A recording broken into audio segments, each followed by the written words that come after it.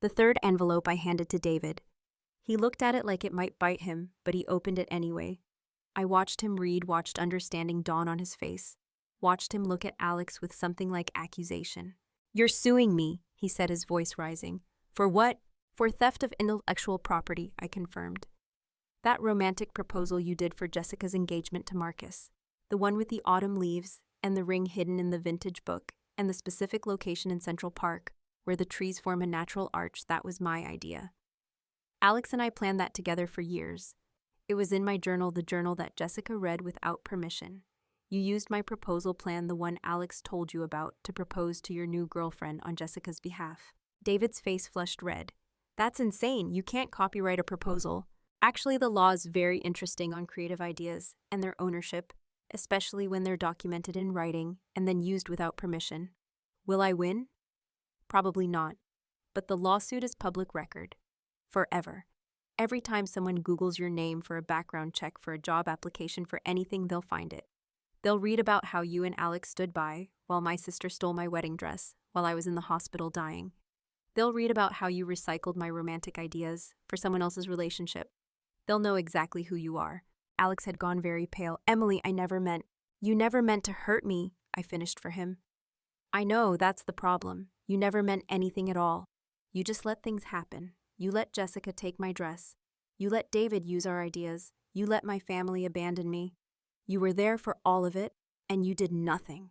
I was trying to protect you." Alex's voice broke. "You were so sick I didn't want to add to your stress. You were protecting yourself," I said, and my voice was gentle now, almost kind, which seemed to hurt him more than anger would have. "You were protecting yourself from having to make hard choices, from having to take sides, from having to stand up for what was right. It's easier to go along, isn't it? Easier to be passive, to let other people be cruel while you stand quietly by. That way your hands stay clean." He opened his mouth to respond, but I held up my hand. I wasn't done. I turned to Jessica, who was clutching Marcus's arm like a lifeline. Her perfect makeup was starting to run as tears leaked from the corners of her eyes. "You once told me I couldn't wear the dress beautifully. You said no one would remember me in it." I pulled out my phone again, opened the photo app. "But they'll remember this." On the screen was a photo of me from yesterday, wearing the dress I had reconstructed. Not the soft romantic gown I had bought from Margaret's boutique, but the angular deconstructed dress I had created from scraps. In the photo, I stood in front of a white backdrop in Sarah's apartment, my head held high, my expression fierce. I looked like a warrior, a survivor, someone who had been broken and reconstructed into something sharper, stronger, more dangerous. "I'm posting this tonight," I said, "along with every text message you and Mom sent me while I was in the hospital, along with a timeline showing when you took my dress and when you wore it, along with a very detailed account of what it's like to be dying while your family steals your wedding and celebrates over your approaching grave. I'm not doing this for revenge. I'm doing this for truth, so that when people see you, when they see our family, they know exactly who you are." Jessica's tears were flowing freely now, black mascara tracking down her cheeks. "Please don't," she whispered. "Please, Emily, it'll ruin everything. My job, my reputation, Marcus's company. You should have thought of that before you sent me that photo," I said simply. Marcus finally spoke up, his voice carefully controlled but with an edge of steel. "Jessica, what is she talking about? What photo?" "I'll show you," I said, and I pulled up the original photo on my phone. Jessica in my dress, posing in my parents' living room, my mother in the background with her wine. I turned the screen so Marcus could see it. This was sent to me 3 weeks into my hospital stay.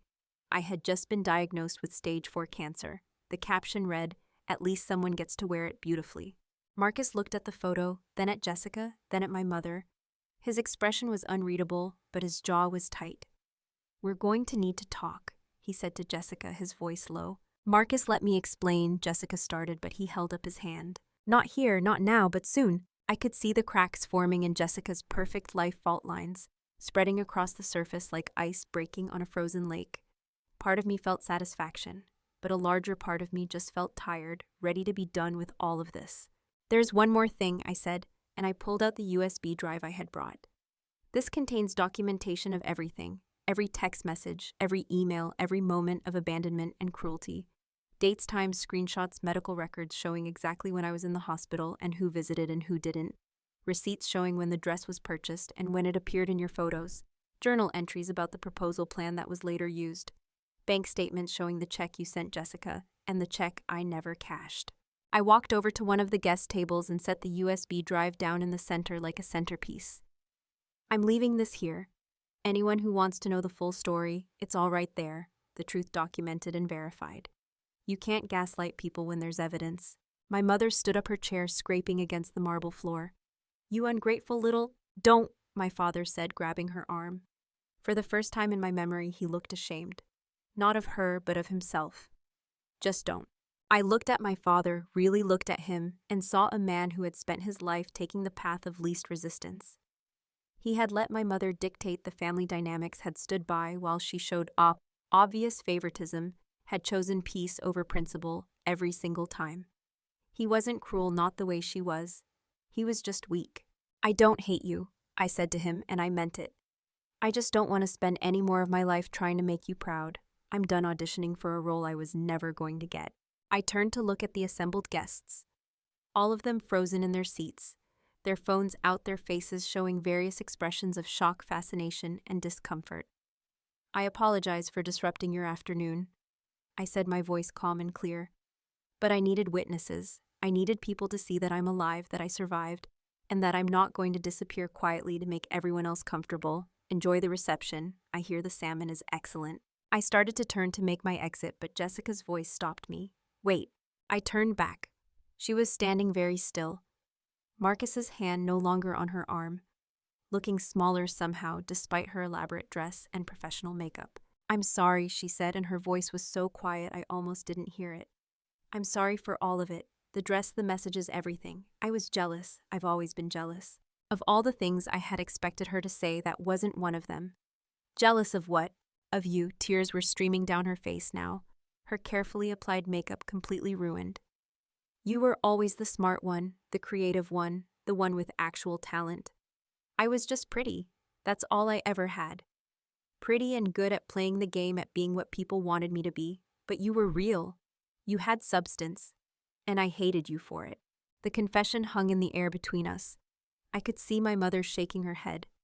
My father looking down at his hands, Alex watching with something like hope on his face. But I felt nothing, not vindication, not satisfaction, not even pity. Just a vast, empty relief that this was almost over. Thank you for saying that, I said finally. But it doesn't change anything.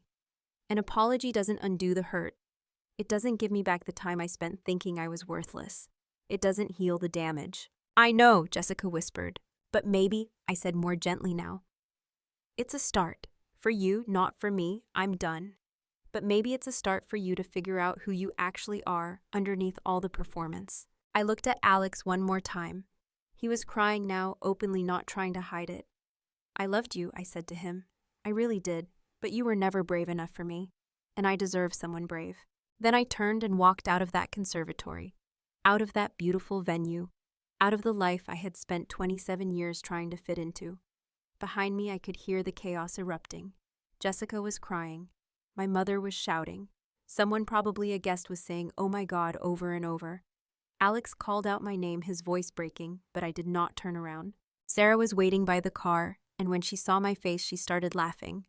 Not cruel laughter, but the kind of laughter that comes from relief and pride, and the simple joy of watching someone win against impossible odds. How do you feel? She asked as we drove away. Alive, I said, and I meant it. The fallout was immediate and spectacular. My mother called 47 times in the first 3 days. I did not answer. Jessica sent me a long email detailing all the ways I had ruined her life, how I was selfish and cruel and unforgivable. I deleted it without reading past the first paragraph. Alex showed up at my apartment once, but I did not open the door. Through the wood, he told me he was sorry, that he loved me, that he wished he had been braver. I waited until I heard his footsteps retreat down the hallway before I allowed myself to feel anything about his words. The video went viral, of course. Someone at the wedding had posted it to TikTok, then Twitter, then Instagram. Within 48 hours, millions of people had watched me walk into my sister's wedding and systematically dismantle my family's carefully constructed facade. The comments were split. Some people thought I was a hero. Some thought I was vindictive and cruel. Some thought the whole thing was staged for attention. I didn't care about any of it. I had done what I needed to do. I had been seen. But the video had consequences I hadn't anticipated. By day 3, news outlets were picking up the story. Woman crashes sister's wedding after surviving cancer, read one headline. The wedding dress revenge that broke the internet, read another. A producer from a morning talk show reached out wanting me to appear and tell my story. A literary agent contacted me about writing a book. Someone started a GoFundMe to help with my medical expenses that raised $80,000 before I shut it down. Sarah fielded most of the requests, turning down interview after interview. "You don't owe them your story," she said. "You already told the truth. That's enough." But I did post the photos. Not the video from the wedding, which I had no control over anyway, but my own documentation. The text messages from Jessica and my mother. The timeline of events. Photos of me in the hospital contrasted with photos of Jessica in my dress. And finally, the photo of me in the reconstructed dress I had made, standing tall and strong and alive. I wrote one caption for all of it. "This is what survival looks like. Not perfect, not pretty, but real. Thank you to everyone who supported me, especially Sarah, who never left my side. To my family, I hope you find peace with your choices. I have found mine." The response was overwhelming.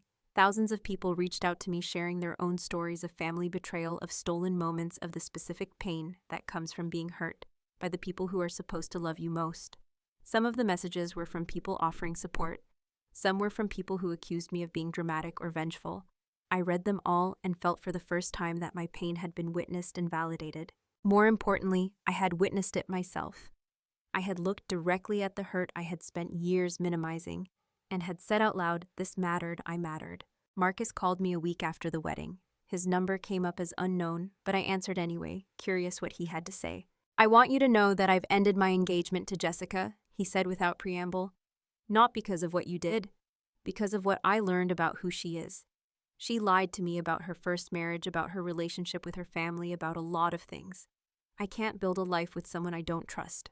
"I'm sorry," I said, and I was surprised to find I meant it. "Don't be. You did me a favor." He paused.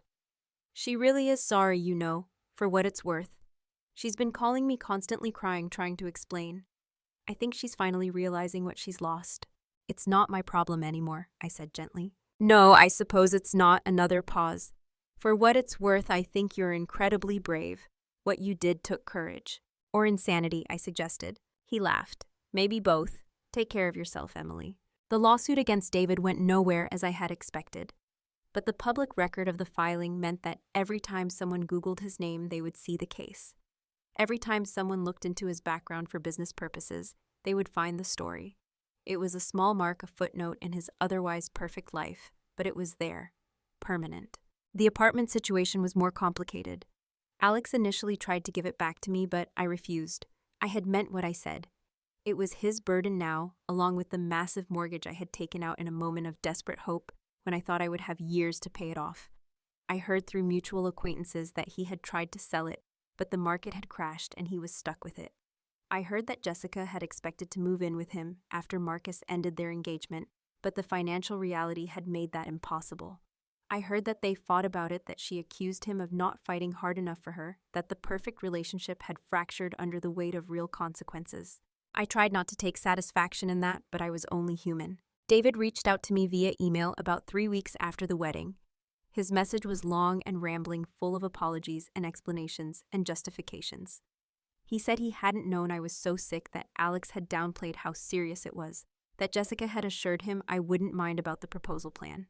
He said he had been going through his own difficult divorce and hadn't been thinking clearly. He said he hoped I could find it in my heart to forgive him. I read the email 3 times, then deleted it without responding. Some people deserved forgiveness. Some people deserved nothing at all. David fell somewhere in between, which meant he got silence. My health was a longer journey. The cancer did not magically disappear because I had found my spine. But something shifted in my body. Once I stopped carrying the weight of my family's expectations, I started responding to treatment in ways the doctors called remarkable and unexpected. I was not cured, would likely never be fully cured, but I stabilized. The dying woman they had written off found ways to keep living day by stubborn day. Dr. Morrison became cautiously optimistic. "Your latest scans show continued shrinkage," he said during an appointment in late February. "Whatever you're doing, it's working. The tumors in your liver have reduced by 40%. The lymph nodes are almost clear. So I'm going to live, I asked. We don't make promises in oncology, he said carefully. But your prognosis has improved significantly. We're talking years now, Emily, possibly many years. I cried in his office that day, not from sadness, but from the overwhelming relief of having a future again. Dr. Morrison handed me tissues and patted my shoulder. Awkwardly, this man who had seen me at my lowest and never stopped fighting for me. You're a fighter, he said. I knew it from the first day you asked about physical therapy. Some patients give up. You never did. I couldn't, I said. I had too much I needed to do. I moved out of my apartment 6 months after the wedding crash. Not because I had to, but because I wanted a fresh start in a place that did not hold ghosts. I found a small studio in Astoria, with good light and hardwood floors and a view of nothing in particular. It was mine, paid for with money I earned, decorated with things I chose, filled with silence that felt like peace rather than loneliness. The new apartment was on the 3rd floor of a brownstone owned by a retired teacher named Mrs. Chen, who reminded me a little of George from the hospital.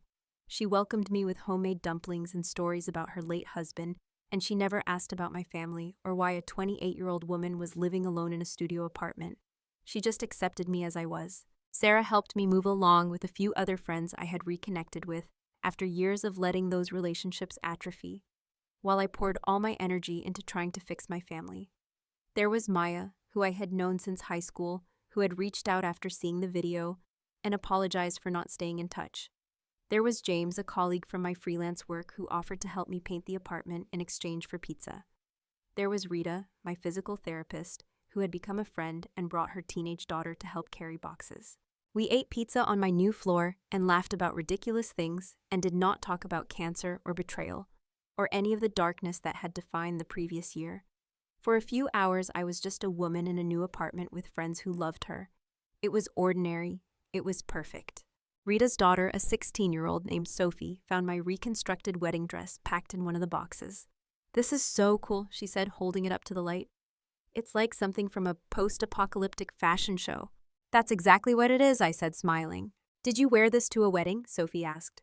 I wore it to a funeral, I said, for the person I used to be. She looked at me with the kind of understanding that only teenagers who are themselves in constant transformation can have. That's really poetic, she said seriously, also kind of badass. I'll take that as a compliment. I kept the dress, not in the back of my closet where my original dress had been, but hanging on the wall of my bedroom like art. A reminder of what I had survived, what I had become. Sometimes I would look at it and remember the woman who had made it angry and determined and clinging to life with her fingernails. That woman was still me, but she was also someone I had left behind. I never spoke to my parents again. That was a choice I made consciously, deliberately, after months of therapy and self-reflection. My therapist, a woman named Dr. Reeves who specialized in family trauma, helped me understand that I was not obligated to maintain relationships that harmed me, even with family, especially with family. But don't you feel guilty? She asked me one day, playing devil's advocate. Sometimes, I admitted. But then I remember how I felt lying in that hospital bed watching the phone not ring. I remember the text from Jessica telling me it was too hard to see me. I remember my mother telling me my cancer was my own fault, and the guilt goes away. Good, Dr. Reeves said. That's growth. I did not block their numbers, but I did not answer them either. I let their calls go to voicemail, let their emails pile up unread, let their attempts at reconciliation fade into the background noise of my life. I was not angry anymore. I was just done. My mother sent a letter 6 months after the wedding. It arrived at my new address, which meant she had hired someone to find me, which was both unsurprising and deeply unsettling. The letter was 3 pages long, handwritten on her expensive stationery.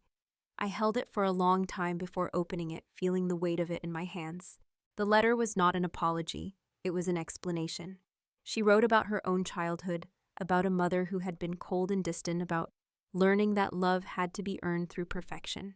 She wrote about how Jessica had been an easy child, compliant and eager to please, while I had been difficult, questioning, always pushing back. She wrote that she had done her best, that she hadn't known how to love a child who was so different from her. I read it once, then burned it in my kitchen sink, watching the expensive paper curl and blacken. Understanding is not the same as forgiveness. Knowing why someone hurt you doesn't mean you have to let them keep doing it. Jessica tried to reach out once about a year after her wedding. It was a message sent through Sarah asking if we could talk. I sent back a single word, no. I did not owe her my forgiveness or my time or the opportunity to make herself feel better about what she had done. Some bridges once burned should stay as ashes. Sarah told me later that Jessica had cried when she delivered my response. She said she misses you, Sarah reported. She said she knows she doesn't deserve forgiveness, but she hopes someday you can at least not hate her. I don't hate her, I said, and it was true. I just don't want her in my life. There's a difference. I heard through the grapevine that Jessica had moved to California, taking a job with a startup in San Francisco. Away from my parents, away from New York, away from all the places where people might recognize her from the video. I hoped she found peace there. I hoped she figured out who she was when she wasn't performing for an audience. But mostly, I just didn't think about her at all. Alex was harder to let go of, not because I still loved him, but because I had loved him for so long that the shape of that love had worn grooves in my heart. But I recognized that the Alex I had loved was a version of him that had never truly existed. A potential I had projected onto a man who was ultimately too passive, too complicit, too willing to go along with cruelty if it meant avoiding confrontation. I mourned him the way you mourn any loss, and then I moved forward. He sent me a package on what would have been our wedding day. Inside was the engagement ring and a letter. The letter was raw honest, full of self-recrimination and regret. He wrote that he had been in therapy, that he was trying to understand why he had failed me so completely, that he knew he didn't deserve my forgiveness, but hoped I could understand he was trying to be better. I kept the letter but returned the ring. Not out of spite, but because keeping it felt like holding on to something that belonged to a different version of my life. I wrote him one last note. Thank you for the apology. I hope you learn to be braver, but please don't contact me again. I need to move forward, and I can't do that while looking back. He respected that. I never heard from him again. My freelance work picked up in the months after the wedding. Companies started reaching out to me wanting to hire the woman from the viral video. I turned down most of them, especially the ones who wanted to capitalize on my story for their marketing. But I accepted work that interested me, projects that challenged me creatively. I designed a logo for a nonprofit that supported cancer patients who couldn't afford treatment. I created an app interface for a mental health startup. I illustrated a children's book about a girl who learned she was stronger than she thought. Each project felt like a small act of reclamation, a way of using my skills and experience to create something meaningful. The children's book, called The Girl Who Built Herself Back, became a small sensation. The author, a woman named Linda, who had survived her own family trauma, had reached out to me specifically because of my story. We collaborated over video calls, her words, and my images, creating something that we both hoped would help other people feel less alone. The book dedication read, "For everyone who has had to burn down their old life to build a new one." I cried when I saw it in print for the first time. Money was still tight, would probably always be tight given my medical bills, but I was making it work. I took on more projects than was probably healthy, driven partly by necessity and partly by the need to prove to myself that I was more than my illness, more than my trauma, more than the viral video that had defined me in the public eye. Sarah worried about me working too much. "You need to rest," she said during one of her visits. "You're still recovering." "I'll rest when I'm dead," I said, then laughed at the dark humor. Which is hopefully not for a very long time. "Not funny," Sarah said, but she was smiling. I started dating again about a year and a half after the wedding crash. Not seriously at first, just casual coffee dates and walks in the park, testing the waters of intimacy after so much time spent alone. It was strange introducing myself to new people who didn't know my story, who saw me as just Emily, not viral wedding crash. Emily, or cancer survivor Emily, or estranged daughter Emily. I met Michael through a mutual friend at an art gallery opening. He was a photographer, quiet and thoughtful, with kind eyes and hands that moved expressively when he talked about his work. He asked me out for coffee, and I said yes, surprised by my own willingness to try again. On our third date, I told him about the cancer. Not about my family, not yet, but about the illness and the treatment and the fact that my future was still uncertain. He listened carefully, asked intelligent questions, and at the end of my explanation, he said simply, "Thank you for trusting me with that." We dated for 6 months before I showed him the video. By then, he had earned the right to know the full story, or at least as much of it as I was willing to share. We watched it together on his laptop, and I narrated the parts that the video didn't capture, the history behind each moment. When it was over, he was quiet for a long time. Then he said, "You're the bravest person I've ever met." "I'm not brave," I said. "I'm just stubborn." Those are the same things sometimes. We broke up after 8 months, not because of anything dramatic, but because we wanted different things. He wanted children someday, a traditional family, and I couldn't promise him that. My health was still too uncertain, my relationship with the concept of family too damaged. We parted as friends with genuine affection and no hard feelings. I dated other people after Michael. Some relationships lasted a few weeks, some a few months. I learned what I wanted, what I needed, what I absolutely would not tolerate. I learned that being alone was better than being with someone who diminished me. I learned that I was enough exactly as I was, broken places and all. 2 years after the wedding crash, I went back to the lake where Jessica had gotten married. Not to the venue, but to the public access point on the other side of the water. It was early spring, and the ice was just starting to break up, sending cracks across the surface like lightning. I stood there for a long time, watching the water beneath struggle to break free. I thought about the woman I had been, the one who had measured her worth by her family's approval, who had twisted herself into shapes that were never meant to fit, who had believed that if she was just good enough, just patient enough, just small enough, she would finally be loved the way she deserved. I thought about how that woman had died, not from cancer, but from betrayal, and how something new had grown in her place. I was not that woman anymore.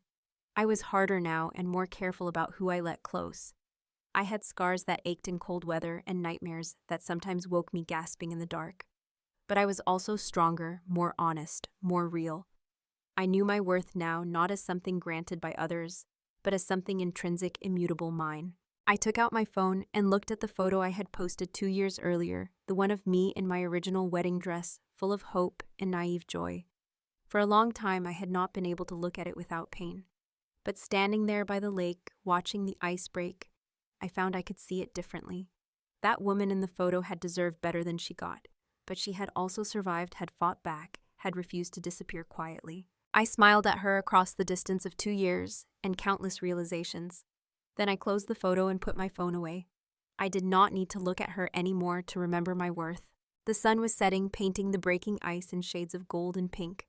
I stood there until the light faded, until the cold started to seep through my coat, until I felt ready to return to my small, perfect, chosen life.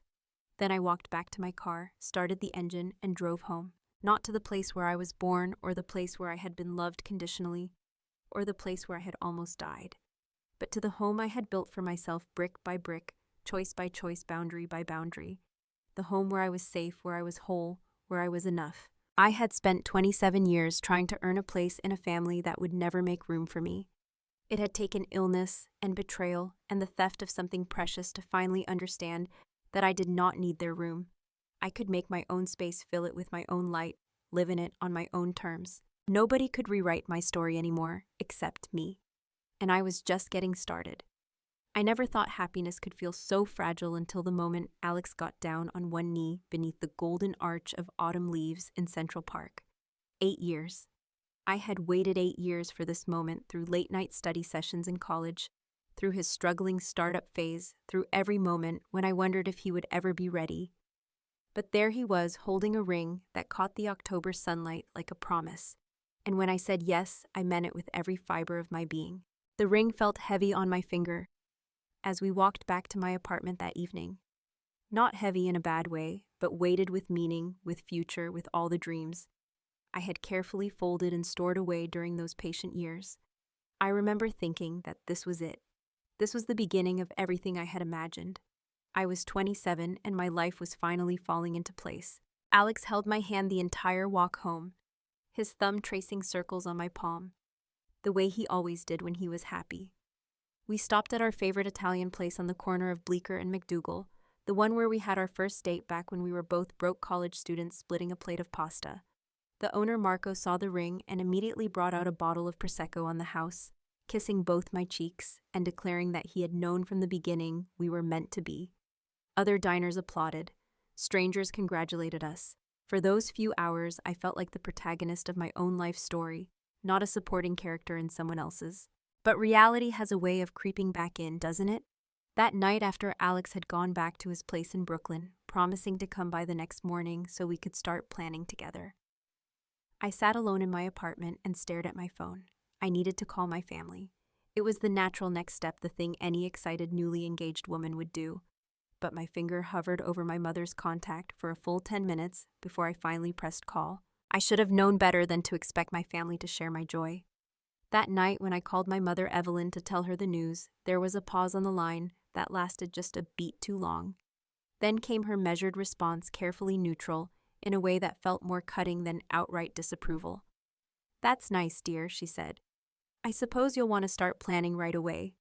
Your sister Jessica was asking about using the lake house for her anniversary party, but I suppose your wedding takes precedence." The way she said it made precedence sound like an inconvenience. In the background, I could hear the clink of ice in a glass, the familiar sound of my mother's evening ritual. Gin and tonic, always Tanqueray, always with exactly 3 ice cubes. I had memorized these details over 27 years of trying to understand what made her happy, what made her proud, what made her love Jessica more than she loved me. I had never found the answer. "Mom, I just wanted to share the news," I said, trying to keep my voice light. "We haven't set a date yet. Jessica can still have her party whenever she wants." "Well, that's generous of you." Another pause, another sip. "Have you thought about how you're going to pay for this wedding? Your father and I already spent quite a bit on Jessica's. And you know the market hasn't been kind to us lately." The market. My father was a hedge fund manager who had just bought a summer house in the Hamptons, but somehow there was never money when it came to me. Jessica's wedding 5 years ago had been a 300-person extravaganza at the Plaza Hotel. I had been a bridesmaid wearing a dress I hated in a color that washed me out smiling for photos, while Jessica glowed in her custom Vera Wang gown. The wedding had cost more than my annual salary, but nobody had complained about the market then. "Alex and I will pay for it ourselves," I said, and I hated the defensive note that crept into my voice. "I just wanted you to be happy for me." "Of course I'm happy for you, Emily. Don't be so sensitive." The way she said my name always made it sound like a criticism. "I'm just being practical. Someone has to be." I tried to ignore the tightness in my chest as I ended the call. I had learned over the years to read between the lines of my mother's words, to understand that her love came with conditions I could never quite meet. Jessica had always been the golden child, the one who did everything right, who married the right man at the right time, whose life seemed to unfold according to some invisible script that I had never been given. I was the afterthought, the complication, the daughter who always seemed to be slightly out of step with the family rhythm. My father had barely spoken during the call, offering only a gruff "congratulations" before handing the phone back to my mother. Richard Harrison was a man of few words, especially when those words were meant for me. He saved his verbose enthusiasm for Jessica, for her accomplishments, for the grandchildren she had given him. My nephew Tyler was 7 now, and my niece Madison was 5. And my father had photos of them covering his office walls. There were no photos of me past the age of 12. When I called Jessica to tell her she was at a dinner party, I could hear laughter and music in the background, the sound of her perfect life continuing without pause. "Hold on," she said, and I heard a door close, muffling the noise. "Okay, what's up?" "Alex proposed," I said, trying to match her casual tone and failing. "Oh, wow, finally, right?" She laughed, but there was an edge to it. "I mean, 8 years is a long time to wait." I was starting to think he'd never commit. 8 years? She always made it sound like a failing on my part, like I had been pathetically hanging on while Alex dragged his feet. Never mind that he had been building his company from the ground up, that we had decided together to wait until we were financially stable, that our relationship had been solid and loving, even without the ring. Jessica had met her husband David at a charity gala, gotten engaged after 6 months, and married him 3 months after that. In her world, anything longer was evidence of doubt. "We wanted to wait until the time was right," I said, and I could hear how defensive I sounded. Sure. Well, congratulations. I'm really happy for you, Em. Listen, I have to get back to the party, but we'll talk soon." "Okay, maybe we can grab lunch and you can tell me all about the proposal. I want to hear everything." But we both knew she didn't. She wanted to hear a version of events that she could pick apart, that she could compare to her own perfect proposal story, that she could use as evidence that her life was better, fuller, more worthy of admiration. I had played this game for too many years to not recognize the rules. The cough started that same week. Just a small thing at first, a tickle in my throat that I attributed to the changing season. I ignored it the way I had learned to ignore so many small discomforts in my life. There were more important things to focus on. I had a wedding to plan, a future to build, a happiness to protect, from the creeping doubt that seemed to follow me like a shadow. I was working from home that week, freelancing as a graphic designer for a startup that made meditation apps. The irony was not lost on me that I spent my days creating calming visual experiences, while my own anxiety hummed beneath my skin like electricity. The cough would interrupt my workflow, forcing me to mute myself on video calls, to step away from my desk to catch my breath. I started keeping cough drops in every room, telling myself it was allergies, or the dry heat in my apartment, or stress. Alex noticed on Wednesday when he came over for dinner. I was making his favorite dish, chicken piccata with roasted vegetables, and I had to stop twice to cough into my elbow. He watched me with concern, his brow furrowed in that way that made him look older than his 30 years. "How long has that been going on?" he asked, setting down his wine glass. "Just a few days. It's nothing, probably just allergies." "Emily, it's October. Your allergies are in the spring." "Then it's stress. Wedding planning stress." I tried to smile to make light of it, but another cough cut me off mid-sentence. "He made me promise to see a doctor if it didn't improve in a week." I agreed, knowing I probably wouldn't, knowing that doctors meant tests and bills in time I didn't have. I was already stretched thin financially, having just paid first and last month's rent on a new apartment after my previous landlord decided to sell the building. The engagement ring, which Alex had insisted on paying for himself, had been expensive enough to make me wince when I saw the receipt he had accidentally left on my counter. I couldn't burden him with medical bills on top of wedding costs. 2 weeks after the engagement, I found the dress. It was in a small boutique in Soho, tucked away on a side street I had walked past 100 times without noticing. The moment I saw it in the window, something in my chest loosened. It was ivory silk, not stark white, with delicate lace sleeves that had been hand-embroidered with tiny flowers. When I tried it on, standing alone in the fitting room with just the sales assistant hovering nearby, I barely recognized the woman looking back at me from the mirror. The boutique was called Eternally Yours, and it smelled like lavender and old books. The owner was a woman in her 60s named Margaret, who had been designing wedding dresses for 40 years. She had taken one look at me when I walked in, had assessed me with the practiced eye of someone who understood not just bodies but souls, and had pulled this dress from a rack in the back. "This one," she had said simply. "Try this one." I had protested that I was just looking, that I wasn't ready to buy, that I needed to set a budget first. But Margaret had simply smiled and ushered me into the dressing room, and when I emerged wearing the dress, she had nodded as if confirming something she already knew. "That's your dress," she said, and she was right. For the first time in weeks, I felt like myself. Not the daughter who could never measure up, not the girlfriend who had waited too long, but just Emily. A woman who deserved this moment, this dress, this life. I paid for it with my own money I had saved from my job as a graphic designer, and I made a decision that felt both small and significant. I would keep it at my apartment, not at my parents' house, where I had been storing other wedding items. Something told me to keep this one thing sacred, untouched by my family's particular brand of passive disapproval. The dress cost $3,000, which was more than I had planned to spend, but less than Margaret's usual prices.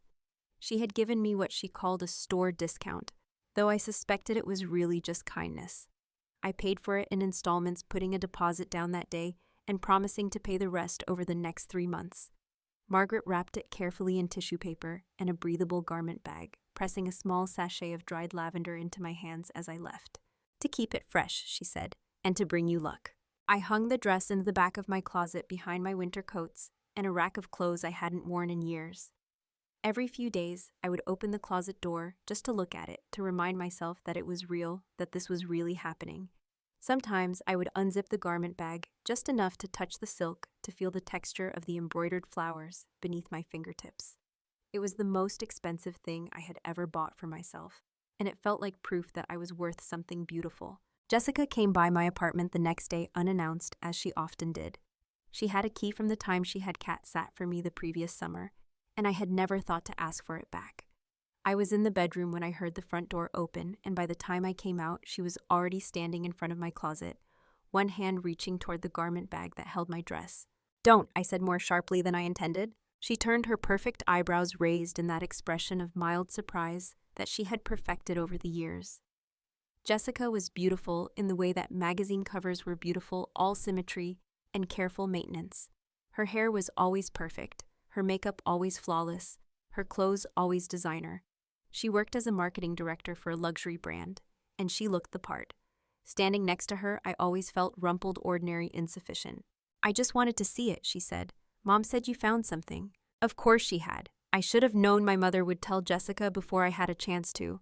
The family information network always flowed through Jessica first, leaving me as the last to know about parties, gatherings, important decisions. I was the afterthought on the family text chain, the one whose messages often went unanswered. I wanted to tell her no to protect this one thing from the critical gaze that I knew was coming, but old habits died hard. I unzipped the bag and let her look. She studied the dress for a long moment, her face unreadable, before she finally spoke. "It's fine," she said. "Not really my style, but it suits you, I guess." She paused, and I knew what was coming before she said it. "Though honestly, I hope you get to wear it. You never know what might happen." Her smile didn't reach her eyes. Better hurry up with the planning just in case. Just in case of what I wanted to ask, but I already knew. Just in case Alex changed his mind. Just in case I ended up alone again. Just in case I proved once again that I was not worthy of the happiness that came so easily to everyone else. She walked around my apartment after that, picking up objects and setting them down, commenting on my furniture choices, asking about my work with that tone that suggested she was only being polite. She had been there for maybe 20 minutes when she paused at my bookshelf, pulling out a leather-bound journal I had kept since college. "You still write in this thing?" she asked, flipping through pages before I could stop her. "Jessica, that's private." "Oh, relax, I'm not reading it."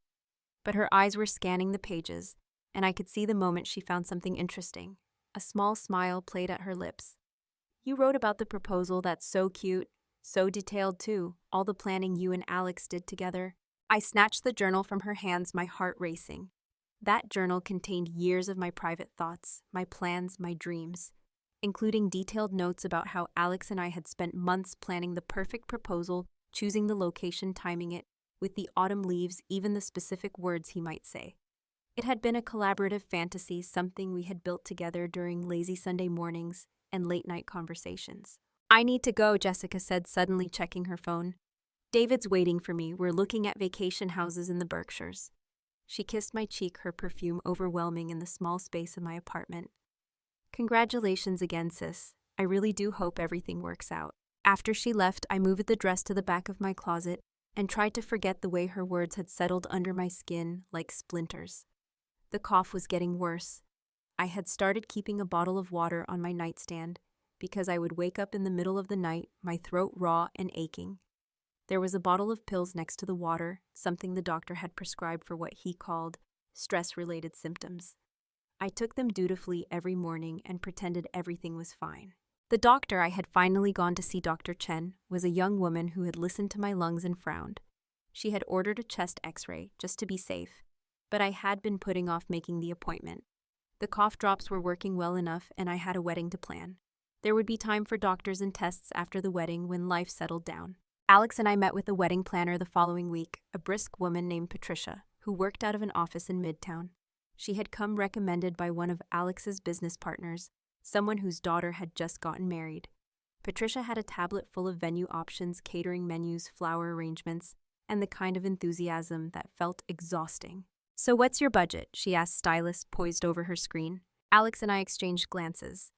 We had talked about this, had sat down with spreadsheets and calculators, had tried to figure out what we could afford while still having the kind of wedding that felt special. 40,000, Alex said finally. Patricia's smile never wavered, but I saw something flicker in her eyes. Disappointment maybe, or pity. "That's a nice starter budget," she said carefully. "We can definitely work with that, though you'll need to be flexible on some elements. Guest count will be important." "How many are you thinking?" "Maybe 100 people," I offered. "Let's aim for 80, Patricia said, already typing. "That gives us more room in the budget for the elements that really matter. Venue, food, photography. Those are your big three." We spent 2 hours going through options, each one feeling either too expensive or too disappointing. The venues we could afford were banquet halls with fluorescent lighting and stained carpet. The ones that matched our vision were double our budget. By the end of the meeting, I had a headache and a growing sense that this wedding was going to be a source of stress rather than joy. "Don't worry," Patricia said as we were leaving. "Every couple feels overwhelmed at first. It'll all come together." But I wasn't sure I believed her. The collapse came on a Tuesday morning in late November.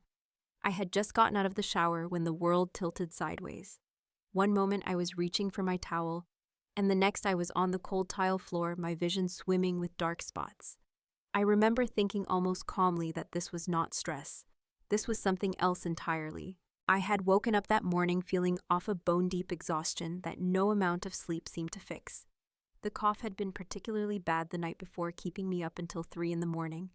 When I finally fell asleep, I dreamed of drowning of water filling my lungs while I struggled to surface. I should have known something was wrong.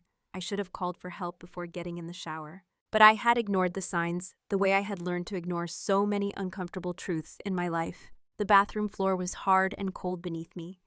I tried to call out, but I lived alone and Alex wasn't coming over until that evening.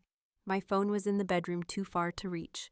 I lay there for what felt like hours but was probably only minutes, trying to gather the strength to crawl to safety.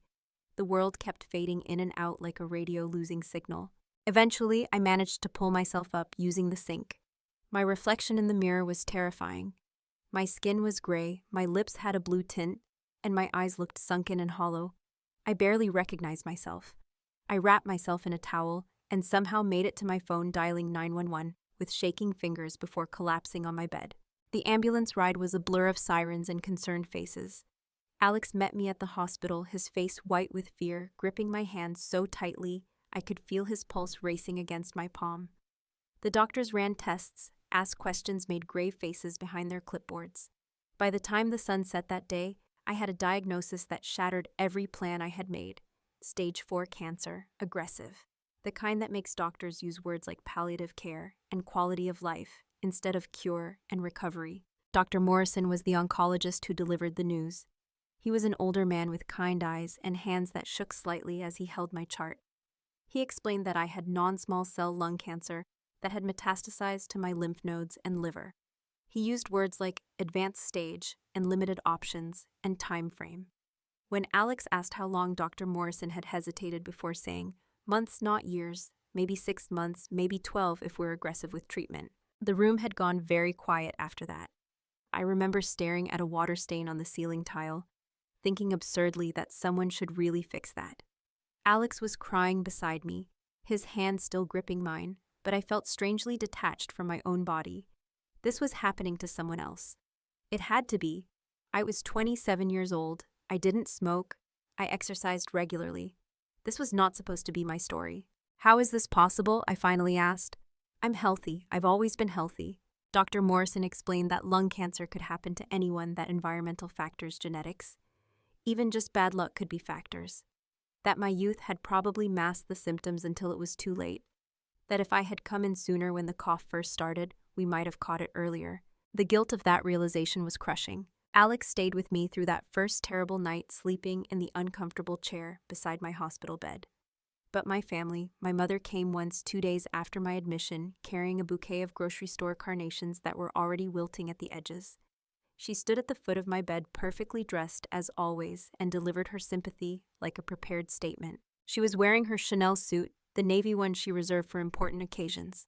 Her hair was perfect, her makeup flawless, her expression carefully composed into something that might have been concern, if you didn't know her well enough to recognize the irritation underneath. We told you all this stress about the wedding was too much, she said. You should have listened to us. Now look where you are. As if I had chosen this. As if my body had betrayed me out of spite or stubbornness rather than simple, terrible biology. She stayed for exactly 15 minutes, making small talk about the hospital decor and how depressing it was before checking her watch and announcing she had a lunch appointment she couldn't miss. She didn't ask about my treatment plan, didn't ask if I was scared, didn't offer to help with anything.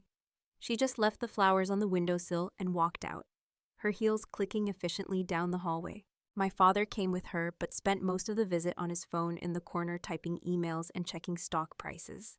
When they left, he patted my foot through the blanket and said, "Hang in there, kiddo." It was the most emotion he had shown me in years. Jessica didn't visit at all. She sent a text 3 days into my hospital stay, brief and cold. "Sorry you're going through this. It's just really hard for me to see you like this. Let me know when you're feeling better." When I was feeling better, as if this was a cold, a temporary setback, something I could bounce back from with enough positive thinking and green smoothies. I stared at that text for a long time, lying in my hospital bed with machines beeping around me and the harsh fluorescent lights humming overhead. This was my family. This was what I had spent 27 years trying to earn the love of. Alex came every day, sometimes twice a day. He brought me books and magazines, my favorite snacks, even though I could barely eat playlists of music he thought might cheer me up. He held my hand during treatments and stayed late into the night, even though I knew he had work early in the morning. He was everything a fiancé should be, and yet there was something in his eyes that I couldn't quite read, something that looked like guilt. Sarah, my best friend from college, came to visit on the fourth day. She walked into my room with her usual energy. Her red hair pulled back in a messy ponytail, her eyes bright with unshed tears. We had met during freshman orientation at NYU and had been inseparable ever since, even after graduation, when life had pulled us in different directions. She lived in Boston now, working as a social worker, but she had driven down as soon as she heard. "Don't you dare die on me," she said, settling into the chair beside my bed. "I'm not ready to lose my best friend." I laughed, which turned into a cough. "I'll do my best." We talked for hours that day. She told me about her work, about the family she was trying to help navigate the foster care system, about the guy she had been dating who turned out to be emotionally unavailable. Normal things. She treated me like I was still myself, not a dying woman, and I loved her for it. Before she left, she leaned in close. "I saw Jessica at that coffee shop on Fifth Avenue yesterday. She was with some guy who wasn't David."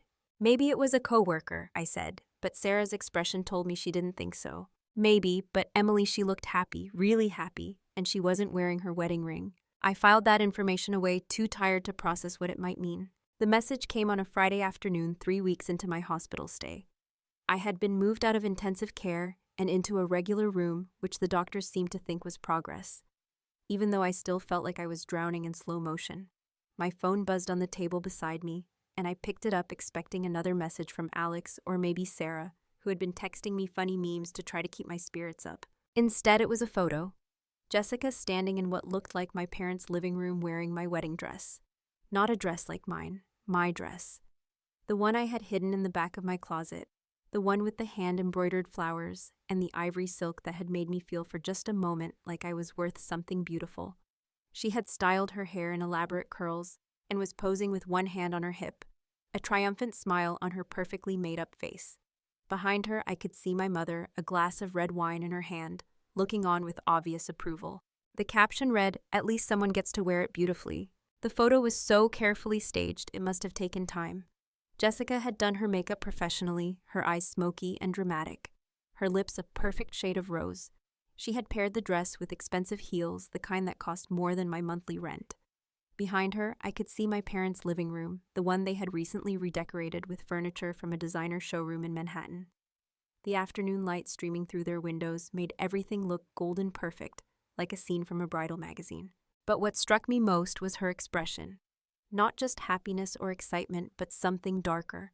Triumph, ownership.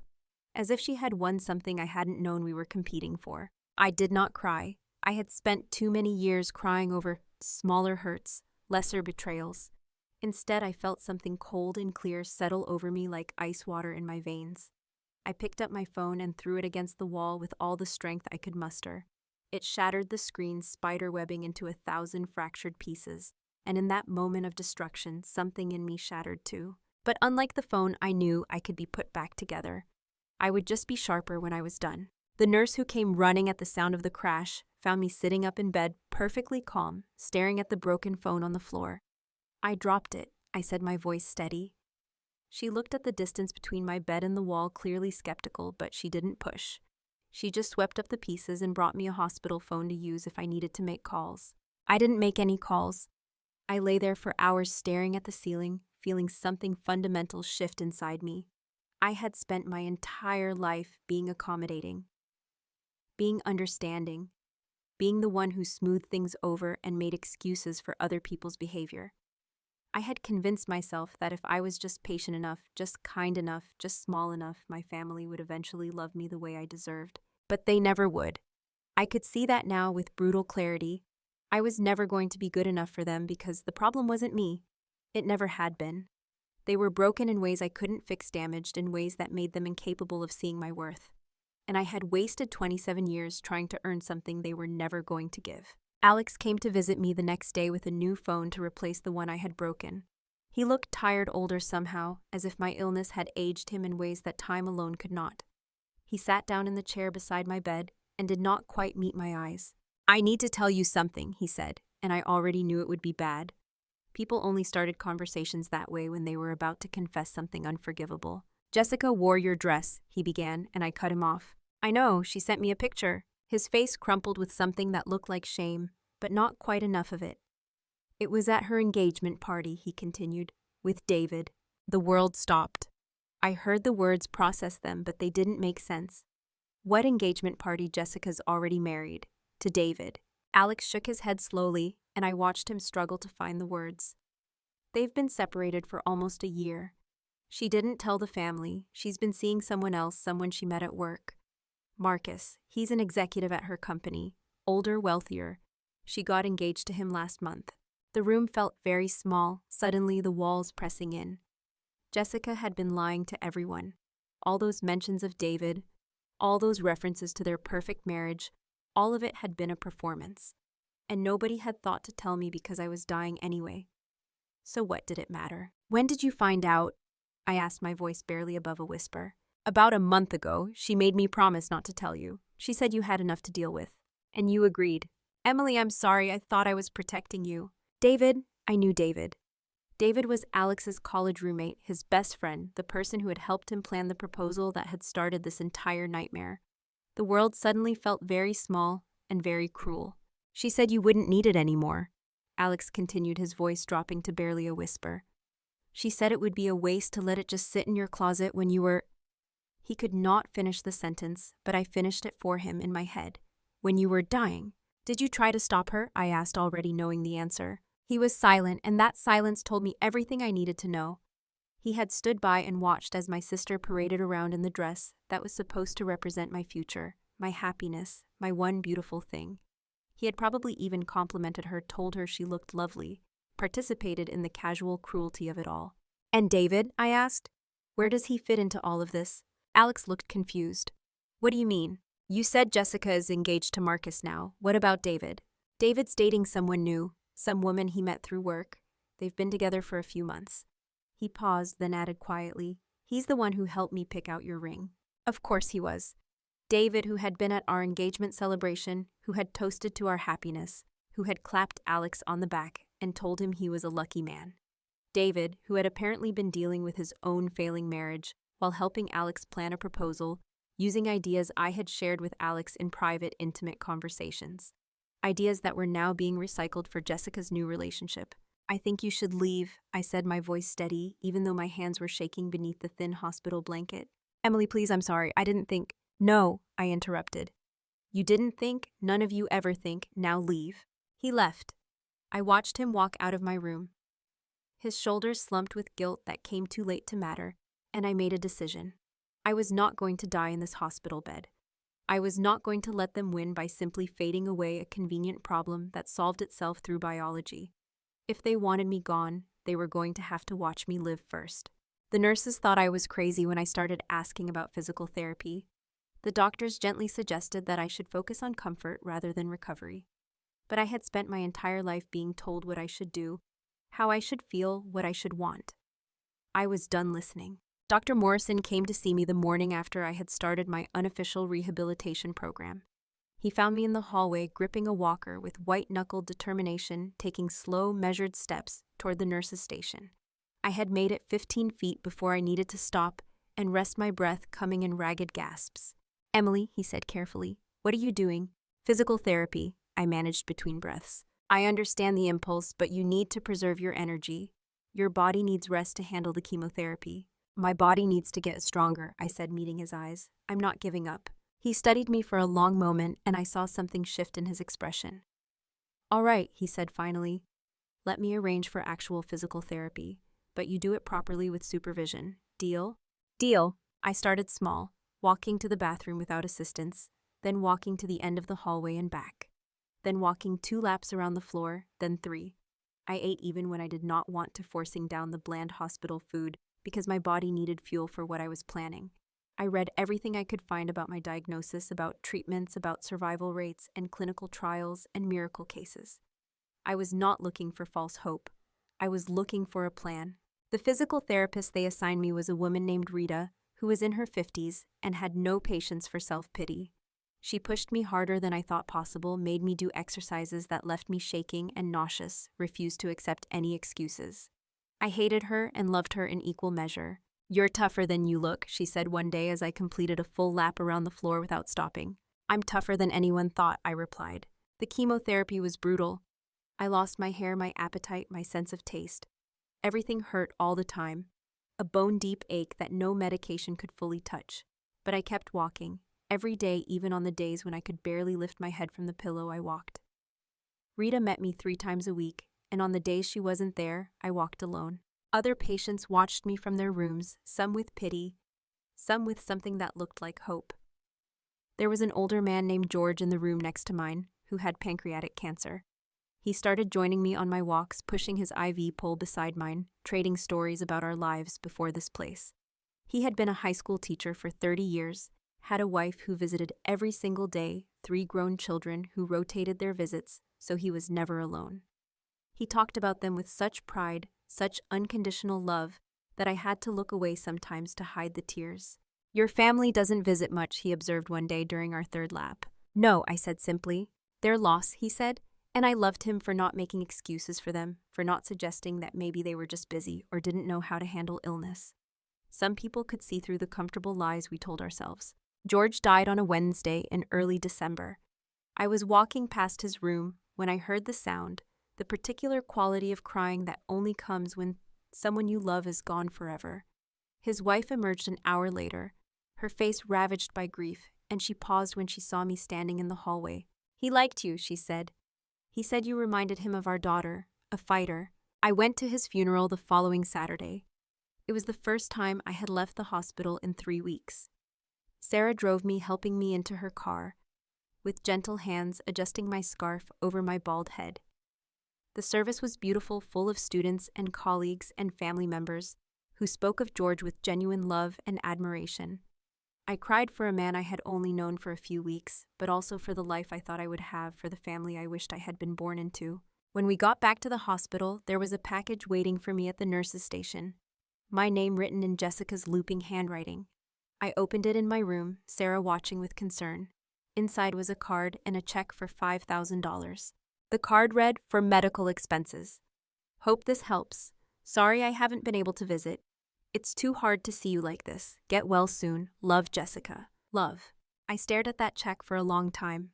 $5,000. It was generous, objectively.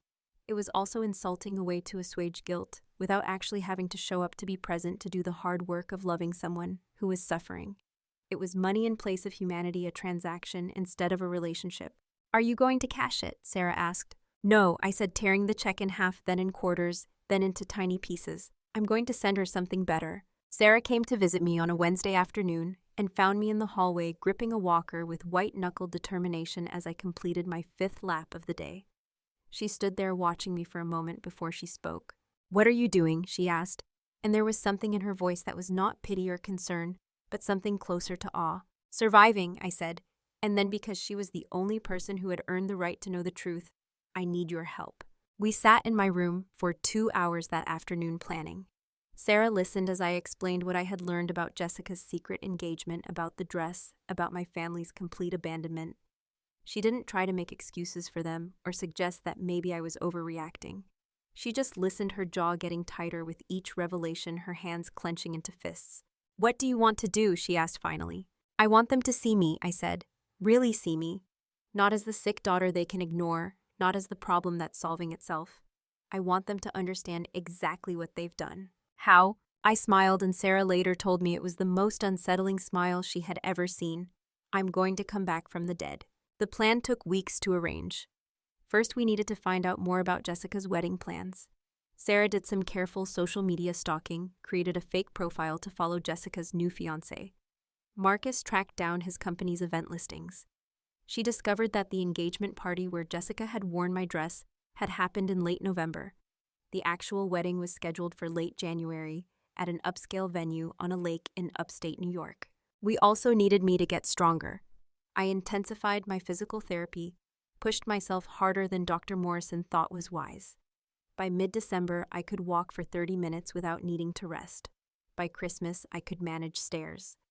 By early January, I looked less like a dying woman and more like someone who had survived something terrible.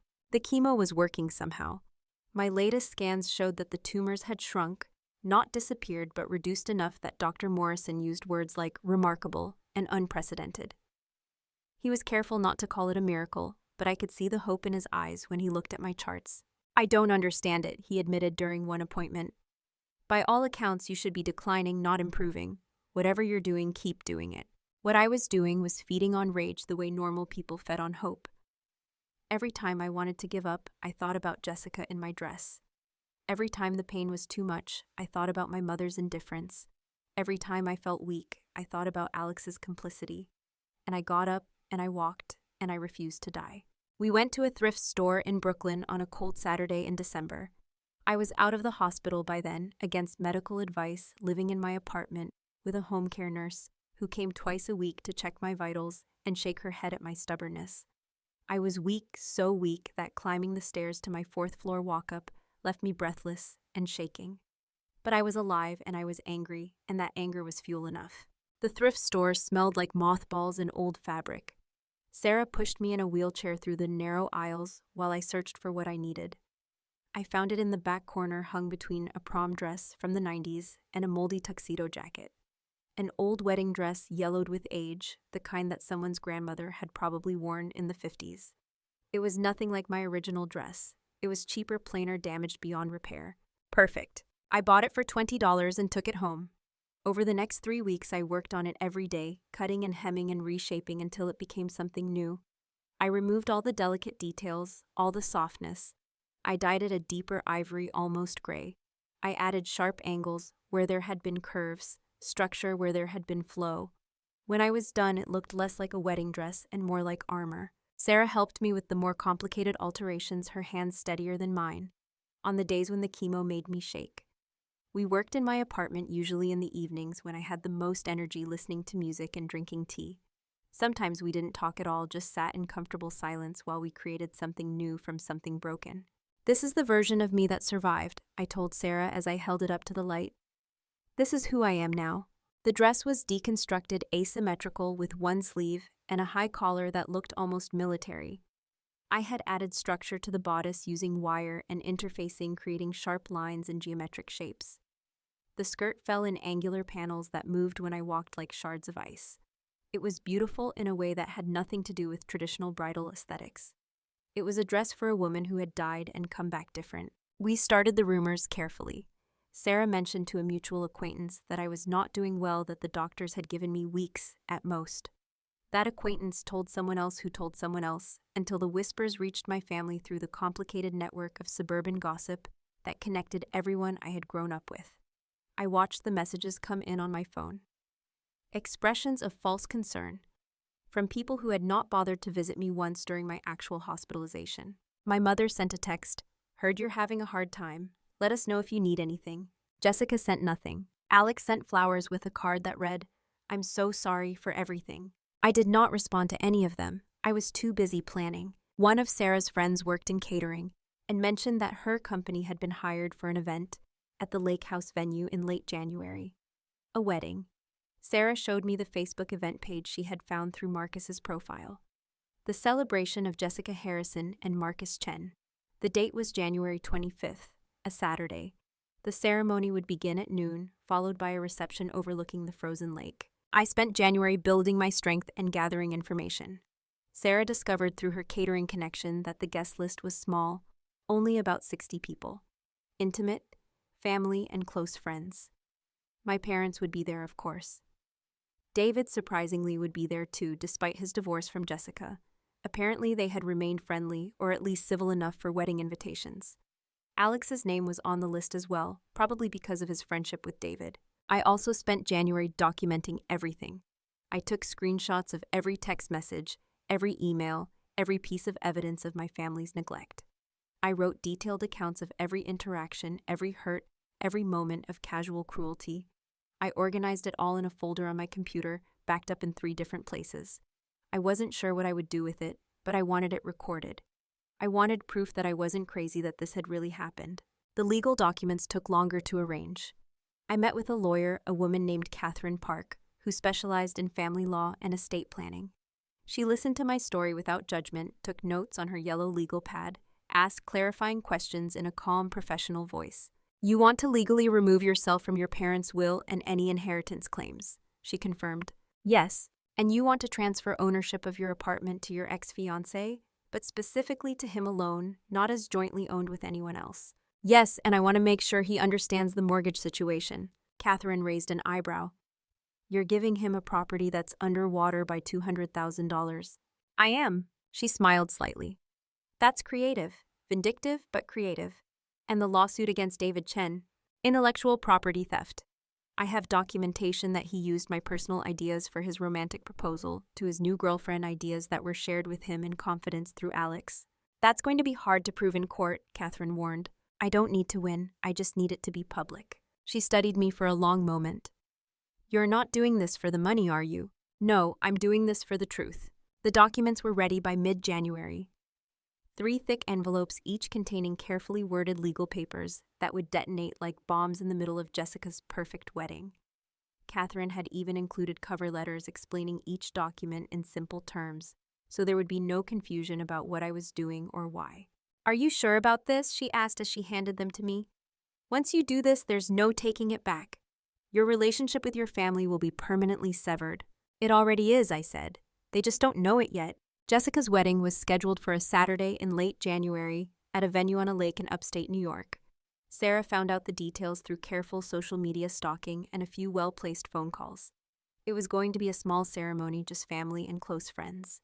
Intimate, elegant, perfect. I spent the week before the wedding building up my strength. I ate more than I wanted to, pushed myself harder than I should have slept when my body demanded it, and ignored it when sleep meant wasting time. By Friday, I could walk unassisted for almost an hour without needing to rest. It was not much, but it was enough. I also practiced what I would say, how I would stand, how I would move. I rehearsed in front of my bathroom mirror, watching my face as I delivered my prepared lines. I needed to be calm, controlled, devastating. No tears, no rage, just cold clarity. Sarah watched one of my rehearsals and shivered. "You're terrifying," she said.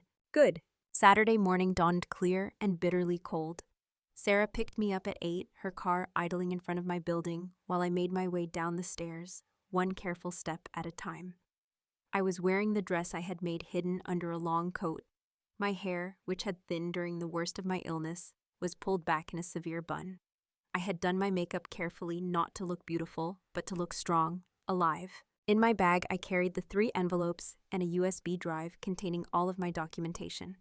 I also carried a printed copy of my journal entries about planning the proposal with Alex highlighted and annotated. Evidence, proof, truth. The drive upstate took 2 hours. Sarah kept glancing at me, worried as if I might change my mind or collapse or simply disappear like smoke. But I was solid. I was real. I was here. "Are you nervous?" she asked as we passed the 1-hour mark.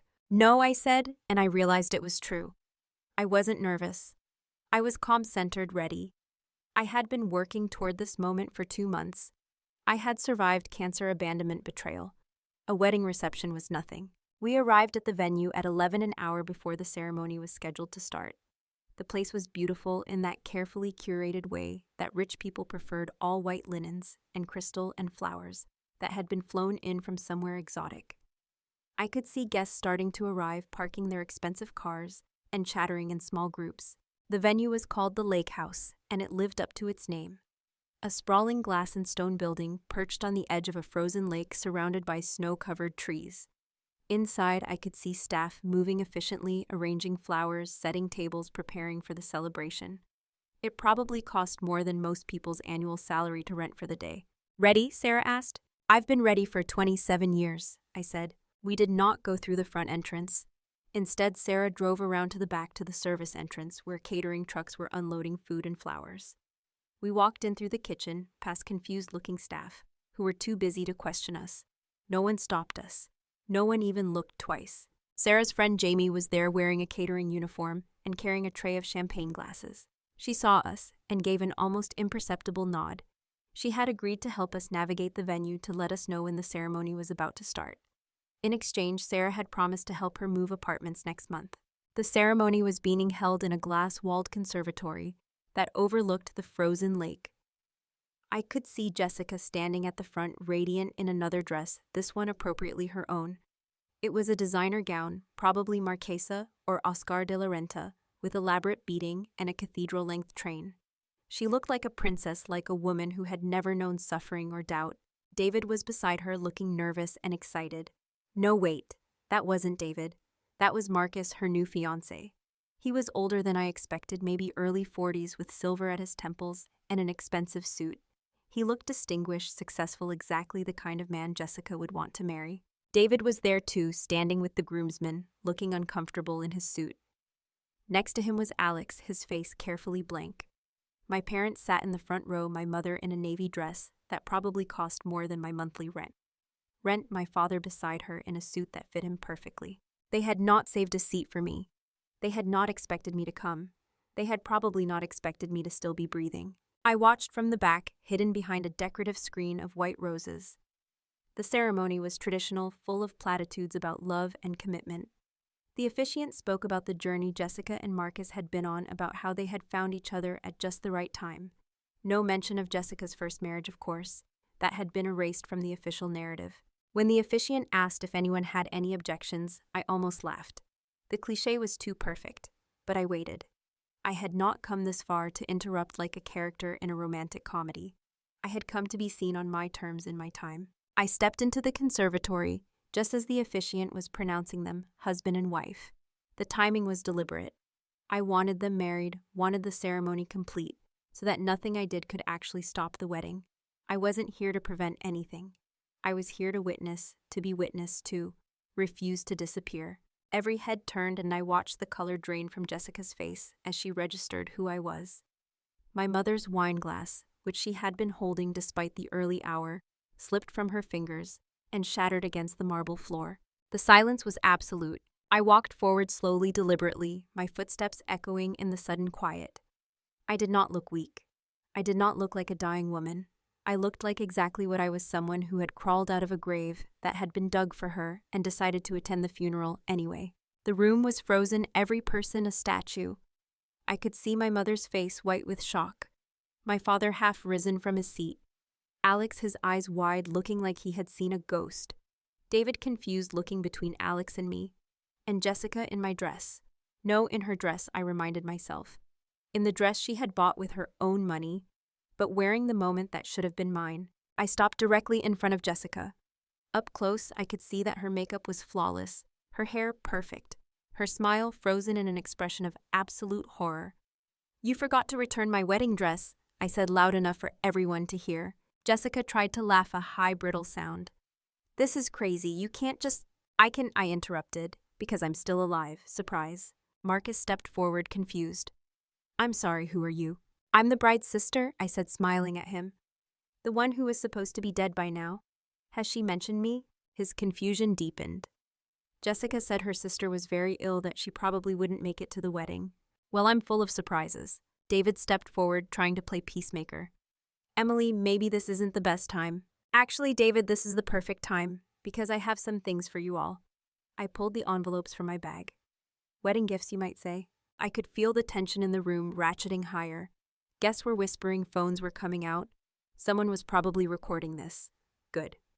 I wanted it documented.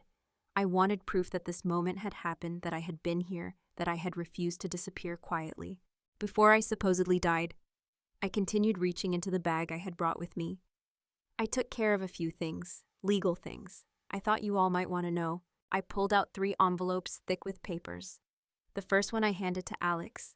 He opened it with shaking hands, his eyes scanning the contents, his face going from confused to horrified in the space of a heartbeat. "You signed over your apartment to me," he said, his voice barely audible. "Not to her," I clarified, pointing at Jessica. "To you, specifically to you, in your name only. I thought it was only fair since you helped plan her engagement." I turned to look at Jessica, whose face had gone white. "You can live in it if you want, but you should know that it comes with a mortgage that's underwater by about $200,000. I thought you might like to know what it feels like to be weighed down by something that looks valuable on the outside, but is actually crushing you from the inside." Alex stared at me, the papers hanging limply from his hand. Jessica made a small sound that might have been a laugh or might have been a sob. Marcus looked between them, his confusion turning to suspicion. What is she talking about? Marcus asked Jessica. Nothing, Jessica said quickly. She's sick, she's not thinking clearly. I'm thinking very clearly, I interrupted. Clearer than I have in years, actually.